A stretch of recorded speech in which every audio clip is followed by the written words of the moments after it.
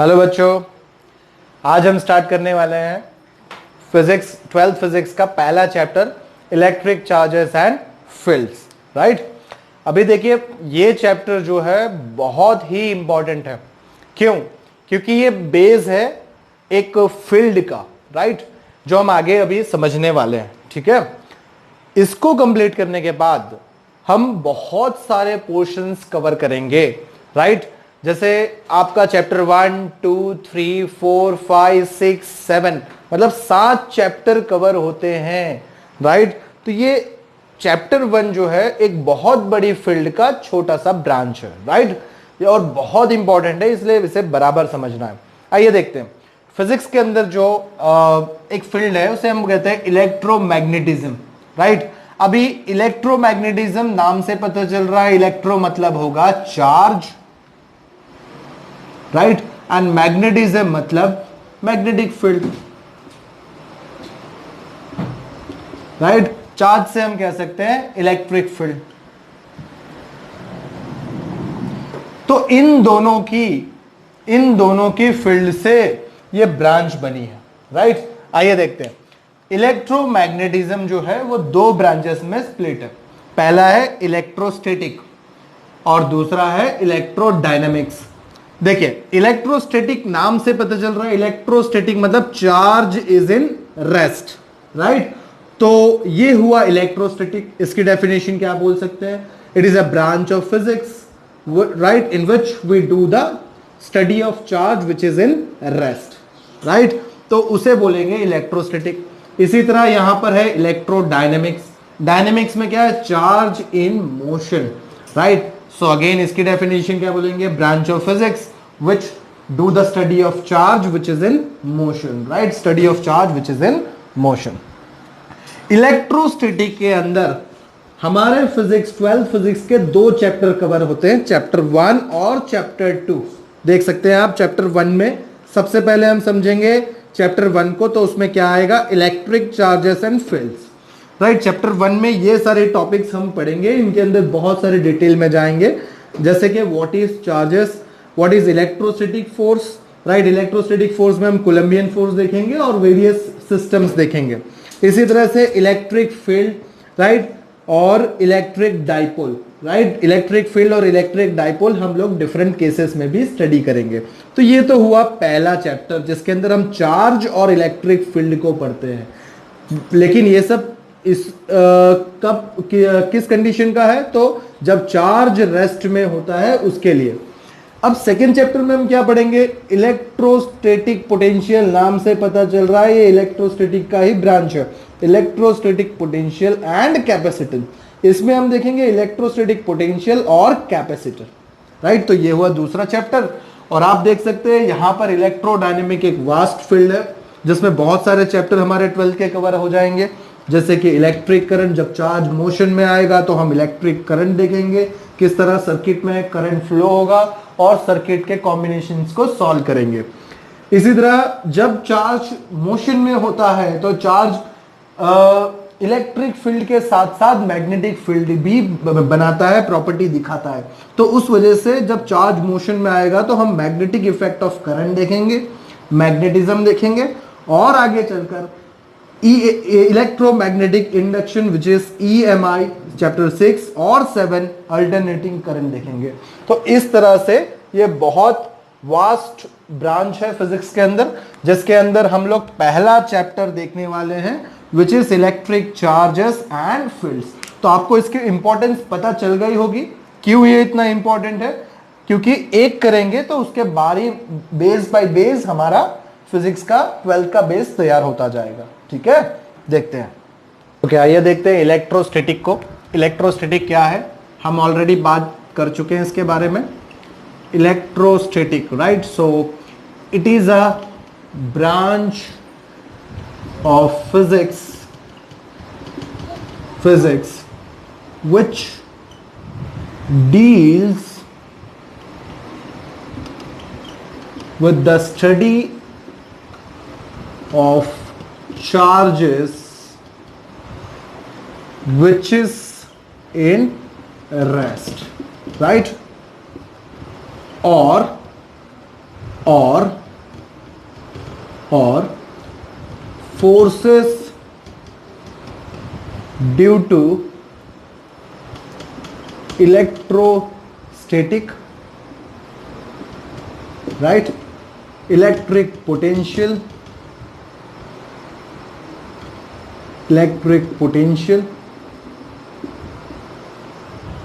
and the capacitance of a device.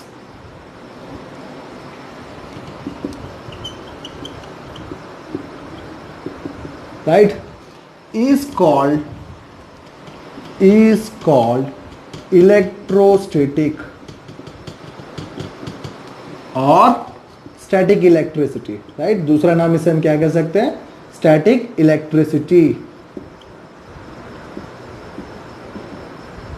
ठीक है, चलिए अभी हम समझते हैं. दोस्तों हमको एक बात पता है, जैसे हमारा पूरा यूनिवर्स जो है वो दो चीजों से बना हुआ है. हमें ये दो चीज हर जगह यूनिवर्स में मिलती है, वो है रेडिएशन और दूसरा है मैटर. मैटर यानी पार्टिकल. राइट, तो इसको समझने की कोशिश करते हैं. ठीक है, यूनिवर्स के अंदर हम कहीं पर भी चले जाएं, हमें ये दो चीजें हर जगह मिलती हैं. राइट, तो यूनिवर्स में आप कहीं पर भी चले जाओ, आपको ये दो चीजें हर जगह मिलेंगी. तो पहला है रेडिएशन, ठीक है, दूसरा है मैटर. इस मैटर को ही हम लोग कहते हैं पार्टिकल, जिसे हम देख सकते हैं. राइट, अभी रेडिएशन क्या होता है? ठीक है, आप रेडिएशन को कह सकते हैं वेव. Right, wave. जैसे आप देख सकते हैं कि सन हमारे को लाइट भेजता है, लाइट देता है, तो वो लाइट क्या है हमारे लिए? वेव्स है. ठीक है, अब ये वेव्स, हीट वेव्स भी आप कह सकते हो. राइट, इसे आप डिस्टर्बेंस भी कह सकते हो. तो इस इन सबको क्या कहा जाता है? वेव्स. राइट, इसके पास क्या नहीं होता है? इसके पास मास नहीं है, होता है, मतलब इट हैविंग नो मास और it has no mass. So radiation have no mass. Right, एक बात क्लियर है ये. अभी मैटर पे आते हैं. मैटर क्या है? तो मैटर के अंदर, मैटर पार्टिकल है, मैटर के अंदर हमको क्या मिलता है? मास मिलता है. राइट, अगर मास है तो उसके पास वॉल्यूम भी होगा. राइट, वॉल्यूम है, मास है, तो वो मोमेंटम भी बना सकता है. तो मैटर के पास मास होता है, वॉल्यूम होता है और मोमेंटम भी होता है. राइट, आइए देखते हैं मैटर को. अभी मैटर के अंदर हमें दो चीजें मिलती हैं. Matter have mass and charge. Right, matter के पास हमको क्या मिलता है? मास भी मिलता है और चार्ज भी मिलता है. चार्ज क्या है? राइट, देखते हैं, समझते हैं उसको. पहली बात, ड्यू टू मास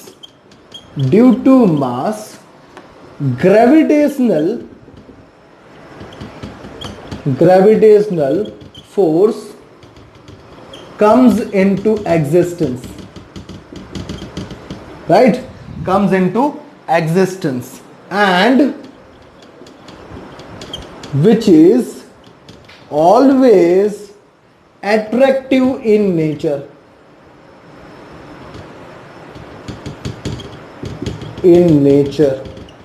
ठीक है, तो मास की वजह से क्या होता है? ग्रेविटेशनल फोर्स एक्ट करता है.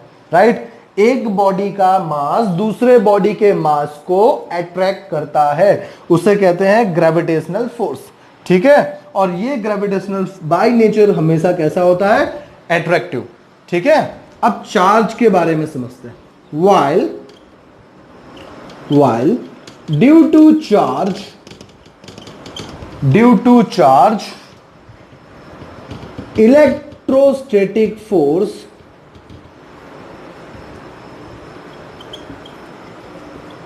comes into existence. कौन सा फोर्स आता है? इलेक्ट्रोस्टैटिक फोर्स आता है. ठीक है, अब ये इलेक्ट्रोस्टैटिक फोर्स क्या करता है? एक बॉडी का चार्ज दूसरे बॉडी के चार्ज को अट्रैक्ट भी कर सकता है और रिपल भी कर सकता है. वो डिपेंड करता है बॉडी के चार्ज के टाइप्स के ऊपर. अगर दो बॉडी में सेम चार्ज हैं तो सेम चार्ज होने की वजह से वो एक दूसरे को क्या करेंगे, रिपल करेंगे। अगर दो बॉडी में अलग अलग चार्ज है, डिफरेंट चार्ज है, तो दोनों बॉडी एक दूसरे को क्या करेंगे, अट्रैक्ट करेंगे। तो while due to charge, electrostatic force come into existence, which is attractive and repulsive in nature, right? जो attractive भी हो सकता है और repulsive भी हो सकता है, depending upon the type of the charge which is present in a body. Clear? तो आइए देखते हैं क्वेश्चन। अब हम यहां पर मिलता है जैसे व्हाट इज चार्ज, राइट? उसको समझते हैं, व्हाट इज चार्ज। तो आपने देखा किस तरह से चार्ज की स्टडी स्टार्ट हो रही है, ठीक है?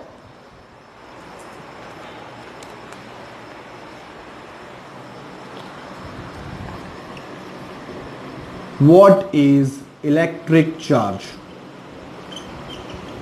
राइट? तो इसका क्वेश्चन का आंसर हम लिख सकेंगे, that is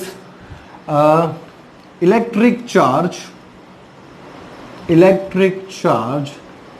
is a property associated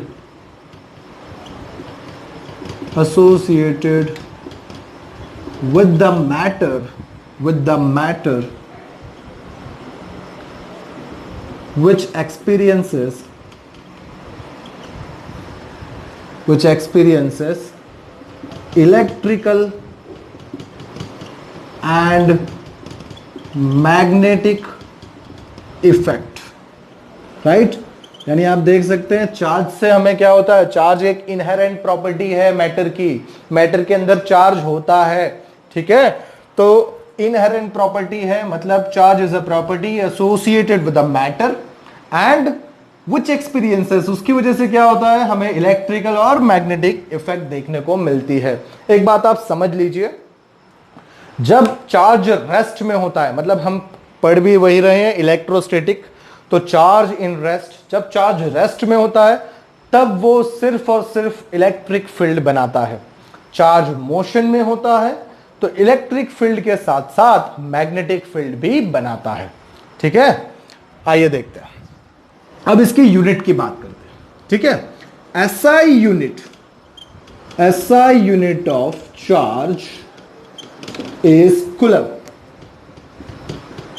right? Is coulomb which is represented by capital C, right? अब इस कूलम को हम लोग क्या लिख सकते हैं, देखिए, अगर मुझे डायमेंशन लिखना हो, डायमेंशन फॉर्मूला, तो डायमेंशन फॉर्मूला क्या होगा, आपको पता है I is equal to Q by T, right? So Q is equal to I into T, right? Q is equal to I into T. अब इसका यूनिट क्या बनेगा, देखिए, इसका यूनिट यहां पर बनता है, क्योंकि चार्ज है तो इसका यूनिट कूलम है, राइट? और कूलम को ही हम लोग एम्पियर इंटू सेकेंड लिख सकते हैं, ठीक है? तो डायमेंशन फॉर्मूला में क्या होगा, आप देखिए, dF ऑफ चार्ज और dimension formula of charge is A1 T1, क्योंकि आप देख सकते हैं एम्पियर इंटू सेकेंड है तो उसे हम A1 लिखेंगे और सेकेंड को T1, राइट? तो ये हुआ डायमेंशन फॉर्मूला, राइट? अभी देखेंगे टाइप ऑफ चार्जेस।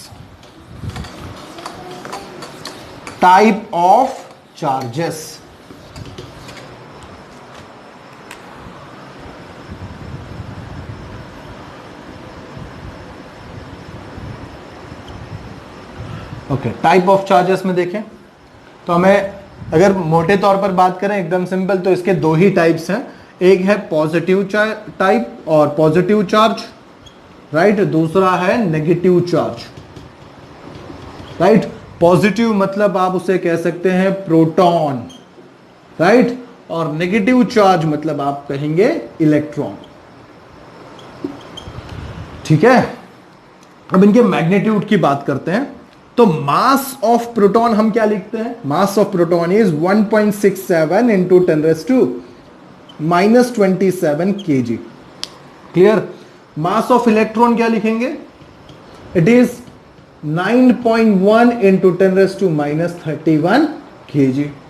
ठीक है, अभी मैग्नीट्यूड की बात करें तो magnitude of proton is 1.6 into 10⁻19 coulomb. ठीक है, इसी तरह मैग्नीट्यूड ऑफ इलेक्ट्रॉन क्या आएगा, it is -1.6 into 10⁻19 coulomb. Right, तो देख सकते हैं आप दोनों की मैग्नीट्यूड कैसी है, सेम है। ठीक है, तो ये तो हुए टाइप ऑफ चार्जेस। ओके, अब इसमें दूसरी कंडीशंस देखते हैं। सपोज किसी बॉडी पर हम चार्ज दें पॉजिटिव और नेगेटिव, राइट, या पॉजिटिव दोनों पर, तो उनके रिएक्शंस कैसे होते हैं। राइट, देखिए सपोज यहां पर एक सॉलिड रूफ के साथ मैंने दो स्पीयर लिए। ठीक है, इसमें मैंने प्लस चार्ज दिया, यहां पर भी मैंने प्लस चार्ज दिया। अब आप देखेंगे ये दोनों चार्जेस कैसे हैं, पॉजिटिव है, तो पॉजिटिव चार्ज यानी लाइक चार्जेस हैं, लाइक चार्जेस। राइट, तो लाइक चार्जेस क्या करते हैं, रिपल करते हैं, मतलब ये दोनों स्पीयर एक दूसरे से दूर जाने की कोशिश करेंगे। राइट, ऐसा होता है लाइक चार्जेस में। अभी सेम केस हम लेते हैं। ठीक है, अब मैं दोनों स्पीयर को नेगेटिव चार्ज देता हूं। ठीक है, तो ये भी दोनों चार्ज स्पीयर पर चार्ज कैसा है, सेम है, तो ये भी कौन सा केस हुआ, लाइक चार्जेस का ही हुआ ना। ओके, अब यहां पर भी क्या होगा, दोनों स्पीयर जब एक दूसरे के पास आएंगे तब फोर्स ऑफ रिपल्सन, मतलब क्योंकि लाइक है तो एक दूसरे से दूर भागने की कोशिश करेंगे, तो ये हुआ इनकी डायरेक्शन ऑफ फोर्स। राइट, एक दूसरे से दूर भागेंगे, यहां पर आएगा फोर्स ऑफ रिपल्सन। ये जो केस है ये है फोर्स ऑफ रिपल्सन। राइट, अब यहां पर समझते हैं, मतलब अब हम दोनों स्पीयर पर डिफरेंट चार्जेस लेते हैं। ठीक है, एक में प्लस एक में माइनस। अब आप देख सकते हैं यहां पर प्लस चार्ज है, यहां पर माइनस चार्ज है, तो ये दोनों कैसे हैं, अनलाइक चार्ज हैं, अनलाइक चार्ज। राइट, तो ये अनलाइक चार्ज होने की वजह से ये दोनों एक दूसरे के साथ अट्रैक्टिव इन नेचर। ठीक है, मतलब दोनों स्पीयर एक दूसरे के पास आने की कोशिश करेंगे, तो ये हुआ nature of charge. Right, that if like charges then it is repulsive, if unlike charges then it is attractive in nature. Right, attractive in nature. Clear? Okay, अभी एक और बात हमें समझनी है, इसको मैं रब कर देता हूं। राइट, टाइप ऑफ मटेरियल में जाते हैं, that different material have different type of charges. Right, ये आपको कॉम्पिटिटिव में भी काम लग सकता है, इसे आपको नोट डाउन करना है और याद भी रखना है। राइट, सपोज मैं लिखता हूं FgW। Right, so this is always positive. Right, और यहां पर लिखता हूं PaSeR। Right, so this are always negative. क्या है ये FgW, समझिए, F मतलब फर, मटेरियल है। ठीक है, G ग्लास, राइट, W वूल, यहां पर P plastic, A amber, amber क्या है, रेजिन है, याद रखना आप इसे, S silk, right, E ebonite, right, R rubber. Right, तो आप देखिए इनमें से कोई भी मटेरियल एक दूसरे से हम रब करें, राइट, या उसे कहेंगे चार्जिंग बाय फ्रिक्शन, तो क्या होगा, ये जो टाइप ऑफ मटेरियल है हमेशा पॉजिटिव रहेंगे और ये जो टाइप ऑफ मटेरियल है वो हमेशा नेगेटिव चार्ज रहेंगे। राइट, तो आपको ये नोट डाउन करना है और याद भी रखना है। ठीक है,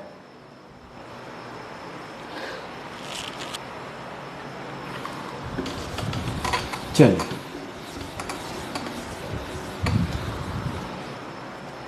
अभी एक बात समझिए, जब भी किसी एक बॉडी को दूसरी बॉडी के साथ रब करते हैं तब क्या होता है, एक बॉडी में से दूसरी बॉडी में चार्ज जा रहे होते हैं, मतलब कि मानो कि एक बॉडी में से प्लस चार्ज दूसरी बॉडी में जा रहे हैं, तो at the same time minus charge दूसरी बॉडी से पहली बॉडी में आ रहे होते हैं। इसे कहेंगे ट्रांसफर ऑफ चार्ज। सो हम यहां पर एक चार्ज का एक और नेचर हमें पता चलता है, which is that charge can transfer from one place to another or from one body to another. Electric charge can transfer from one body to another body, or you can say one place to another place, right? So ये हुआ charge का, electric charge का एक और nature, एक और property, right? तो इस तरह से हम यहां पर कह सकते हैं कि अलग अलग मेथड है हमारे पास जिससे हम किसी भी बॉडी को चार्ज कर सकते हैं, राइट? आइए देखते हैं उन मेथड को। इसे कहेंगे method of charging. Method of charging, right? ये मेथड ऑफ चार्जिंग 3 टाइप्स में डिवाइड है, राइट? सो पहला टाइप जो है वो है फ्रिक्शन, चार्जिंग बाय फ्रिक्शन। मतलब आप फ्रिक्शन आपको मालूम है, when we rub one body, rub घिसना, right? When we rub one body on another body, then this is called charging by friction. और इससे भी हम एक बॉडी से दूसरे बॉडी में चार्ज ट्रांसफर कर सकते हैं, राइट? तो उसे कहेंगे charging by friction. Second is charging by contact, which is called conduction, right? तो इसे कहेंगे चार्जिंग बाय फिजिकल कॉन्टैक्ट। मतलब आप इसे ऐसे समझ लीजिए, मानो ये दो अलग अलग बॉडी हैं, ठीक है? अब ये बॉडी चार्ज है और ये अनचार्ज है। जब ये दो बॉडी को हम एक दूसरे के फिजिकल कांटेक्ट में रख रहे हैं, ठीक है? आप देख रहे हो फिजिकल को, मैं कोई फ्रिक्शन या रबिंग नहीं कर रहा हूं। आप देखो मैं रबिंग नहीं कर रहा हूं, मैं सिर्फ फिजिकल कांटेक्ट में रख रहा हूं एक दूसरे के फिजिकल कांटेक्ट। तब ये चार्ज बॉडी में से इस अनचार्ज बॉडी में चार्ज ट्रांसफर हो जाएंगे। मतलब जो पहले बॉडी अनचार्ज थी वो अब क्या हो जाएगी? चार्ज हो जाएगी। तो इसे कहेंगे चार्जिंग बाय कंडक्शन, ठीक है? थर्ड जो मेथड है जिसे हम अभी डिटेल में देखने वाले हैं वो है charging by induction. Charging by induction. अब यहां पर क्या हो रहा होगा आप देखिए, चार्जिंग बाय इंडक्शन मतलब हम एक बॉडी को चार्ज करते हैं, एक बॉडी को चार्ज करते हैं without making physical contact, right? Without making physical contact. तो इसे कहेंगे चार्जिंग बाय इंडक्शन, राइट? आइए देखते हैं इसको डिटेल में।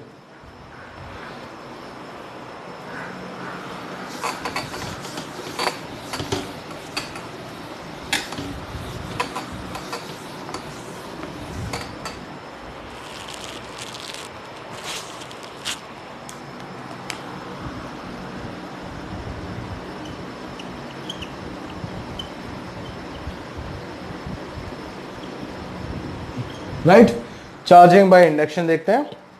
उसमें हम पहला केस देखेंगे that is charging of one sphere, right? एक स्पीयर को हम चार्ज करते हैं बाय इंडक्शन मेथड। देखिए मान लीजिए ये एक स्पीयर है, ठीक है? वो स्टैंड पर रखा हुआ है इस तरह से, ये नॉन कंडक्टिंग स्टैंड है, ठीक है? अब आप देख सकते हैं इनिशियल केस में ये स्पीयर कैसा है? न्यूट्रल है। न्यूट्रल मतलब a body which having equal amount of positive and negative charge. अगर इक्वल अमाउंट ऑफ प्लस और माइनस चार्ज होंगे तो इसका नेट चार्ज कितना होगा? 0 होगा। मतलब हम कहेंगे यहां पर अभी कोई चार्ज नहीं है, this is neutral body, right? So this is neutral body which having equal amount of plus and minus charge। मतलब चार्ज तो है लेकिन दोनों की इक्वल संख्या है, दोनों के इक्वल अमाउंट है, तो इसका नेट चार्ज 0 है, ठीक है? अब मुझे इसको चार्ज करना है, तो मैं इस बॉडी के पास, राइट? मैं इस बॉडी के पास मानो कि ये बॉडी यहां पर है, ये सेकेंड केस मान लीजिए आप। इस बॉडी के पास मैं यहां पर एक प्लास्टिक रॉड ले आता हूं, राइट। अभी आपको मालूम है प्लास्टिक रॉड कैसा होता है, अभी मैंने बात किया था, इट इज नेगेटिवली चार्ज, तो ये माइनस नेगेटिवली चार्ज है। तो नेगेटिव चार्ज होने की वजह से क्या होगा, इस बॉडी के अंदर equal amount of plus and minus charge है, तो बॉडी के अंदर के सारे प्लस चार्ज जो है वो प्लास्टिक रॉड की तरफ अट्रैक्ट होंगे और सारे माइनस चार्ज इससे दूर भागने की कोशिश करेंगे। ठीक है, कुछ इस तरह से। अब देखिए, अब हम यहां पर इस स्पीयर को ग्राउंड करते हैं। ग्राउंड करना मतलब अर्थिंग प्रोवाइड करना। देखते हैं, राइट। ये हमारे लिए पहला केस, दूसरा केस, तीसरा केस समझते हैं। यहां पर सपोज मैं इसको अर्थिंग कर दूं, राइट, यहां पर अर्थिंग प्रोवाइड कर दिया, राइट, जिसे हम बोलेंगे ग्राउंड। ठीक है, अब यहां पर प्लास्टिक रॉड तो प्रेजेंट ही है, देखिए। ठीक है, क्या होगा, अर्थिंग जैसे ही प्रोवाइड करेंगे तो सारे इलेक्ट्रॉन्स क्या हो जाएंगे, इस लो रेजिस्टेंस पाथ से होते हुए ग्राउंड में चले जाएंगे। ग्राउंड करना मतलब क्या होता है, देखिए, earth is a superconductor, right, which having a capacity to accept infinite amount of charge. मतलब जैसे ही हम इस कंडक्टिंग स्पीयर को ग्राउंड करते हैं, वैसे ही इसके अंदर से सारे नेगेटिव चार्जेस क्या हो जाते हैं, अर्थ में चले जाते हैं, ग्राउंड हो जाते हैं।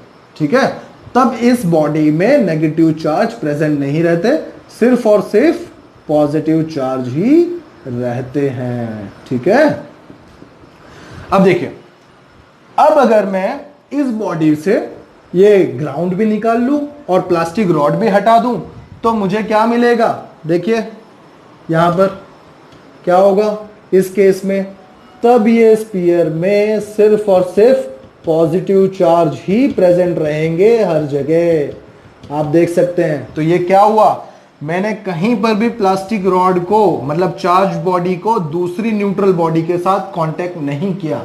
This is charging by without physical contact. तो ये क्या कहेंगे, चार्जिंग बाय इंडक्शन। देखिए बॉडी चार्ज हो गई, पहले बॉडी कैसी थी, न्यूट्रल, अब बॉडी कैसी है, चार्ज्ड, राइट। तो ये पहला केस है, charging of one sphere. Okay, charging of one sphere के बाद अब देखते हैं charging of two sphere by induction method.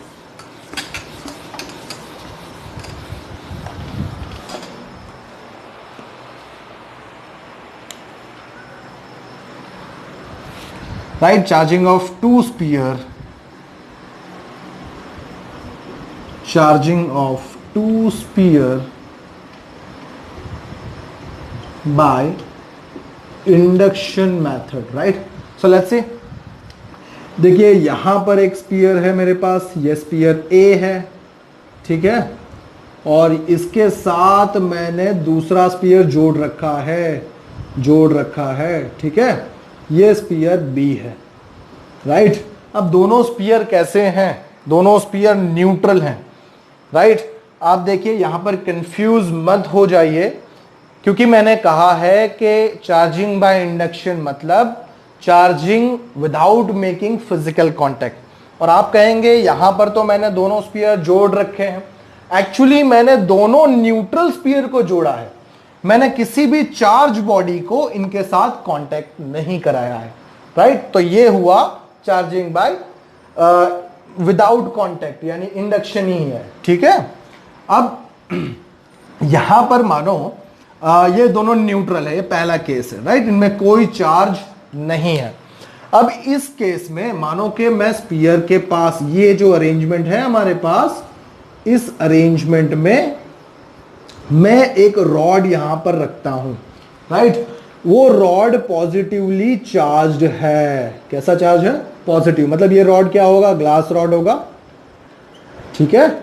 अब पॉजिटिव चार्ज होने की वजह से क्या होगा, यहां पर ये जो न्यूट्रल है, न्यूट्रल मतलब इनमें equal amount of plus and minus charge है, तो इस वजह से ये दोनों बॉडी की नेगेटिव चार्ज इस वॉल पर आकर, नेगेटिव चार्ज इस वॉल पर आकर क्या होंगे, एक्यूमुलेट होने लगेंगे, इकट्ठे होने लगेंगे, सब के सब दोनों बॉडी के नेगेटिव चार्ज यहां पर आने लगेंगे, ठीक है। और दोनों बॉडी के पॉजिटिव चार्ज इससे दूर भागने लगेंगे, राइट। मतलब दोनों बॉडी के पॉजिटिव चार्ज यहां पर आ जाएंगे, ठीक है।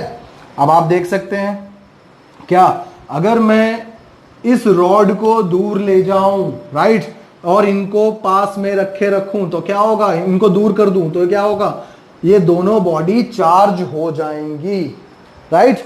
देखते हैं कैसे। अब थर्ड केस में मैंने ये स्पीयर जो ए और बी है दोनों का फिजिकल कांटेक्ट दूर कर देता हूं, ठीक है। रॉड मैंने रखा हुआ है, सपोज रॉड यहां पर रखा हुआ है, ये plus plus plus plus plus, right.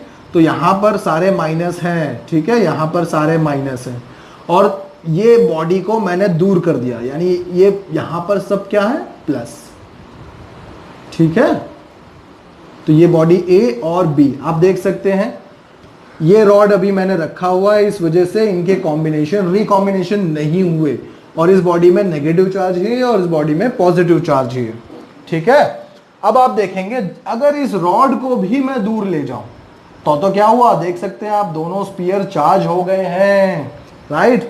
और लास्ट फाइनल केस में मुझे क्या मिलेगा, यहां पर ये दोनों स्पीयर्स मुझे चार्ज होते हुए दिखाई दे रहे हैं, मतलब ये चार्ज हो चुके हैं। This sphere A is negatively charged, right, and sphere B is positively charged. Clear? So this is charging of two sphere by induction method. Clear? Thank you.